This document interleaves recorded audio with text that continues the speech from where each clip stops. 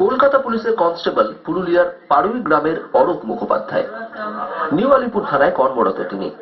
শহুরে জীবনে তিনি ভুলে যাননি এই সবর বাচ্চাগুলোর মুখ। পুরুলিয়ায় তৈরি করেছেন সবর বাচ্চাদের জন্য স্কুল। বিভিন্ন গ্রামে শহরদের কি অত্যাচার, যেখানে চুরি হতো শহরদের নাম জড়িয়ে পড়ত, বিনা দোষে তাদেরকে থানায় নিয়ে আসা হতো। আমার ছোট থেকে ইচ্ছা ছিল যে শহরদের জন্য কিছু করার, তাই আমি শহরদের বাচ্চাদের যাতে শিক্ষিত করতে পারে এবং তারা যাতে এই বাজে রাস্তায় না যায়, তারা যাতে প্রতিবাদ করতে পারে। আমার উদ্দেশ্যটা তাই যে তাদেরকে শিক্ষার আলোতে নিয়ে এসে তাদেরকে মূল রাস্তায় নিয়ে আসবে, এটা আমার করার চেষ্টা ছোট থেকে। 2011 সালে নবদিশা মডেল স্কুল তৈরি করেন অরূপ বাবু। স্কুলে বর্তমানে 55 জন ছাত্রছাত্রী রয়েছে।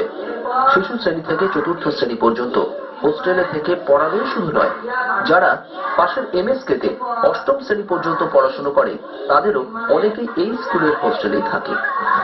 স্কুলের সমস্ত খরচ অরূপ বাবুর বেতনের টাকাতেই চলে। সহকর্মীদের কাছ থেকে সাহায্য পান, পাশে পেয়েছেন পরিবারকেও। খুব ভালো করছে তো, আমরা তো চাইছি, ওরা খুব আশা ছিল যে আমি ওদিকে দেখবো, তো বলি তুই আশা পূর্ণ কর, না পারলে আমরাও কিছু দেখবো তোকে। যখন ছুটি পান পুঞ্চার বাড়িতে আসেন অরূপ বাবু। সকাল থেকে রাত পর্যন্ত সবরদের গ্রামে ঘোরেন, সবার খোঁজ নেন। শিক্ষিত করে তোলার পাশাপাশি বিবাহযোগ্যা সবর মেয়েদের অভিভাবকের ভূমিকা নেন তিনি। স্কুলের প্রতিষ্ঠাতা নয়, সবর বাচ্চাগুলোর কাছে অরূপ বাবু বাবা, এই নামেই তাকে ডাকে ছাত্রছাত্রীরা। অরূপ বাবুর উদ্যোগে সবাই এখন স্কুল মুখো। আমি এখন 8-এ পড়ছি, আরো পড়াশোনা করতে চাই এবং বাবার মতন পুলিশ হতে চাই। সবরদের জীবনের মূল স্রোতে আনার কাজ শুরু করে দিয়েছেন অরূপ মুখোপাধ্যায়। কিন্তু শুরুটা সহজ ছিল না। গ্রামে গ্রামে গিয়ে শিক্ষার প্রয়োজনীয়তা বোঝাতে হয়েছে।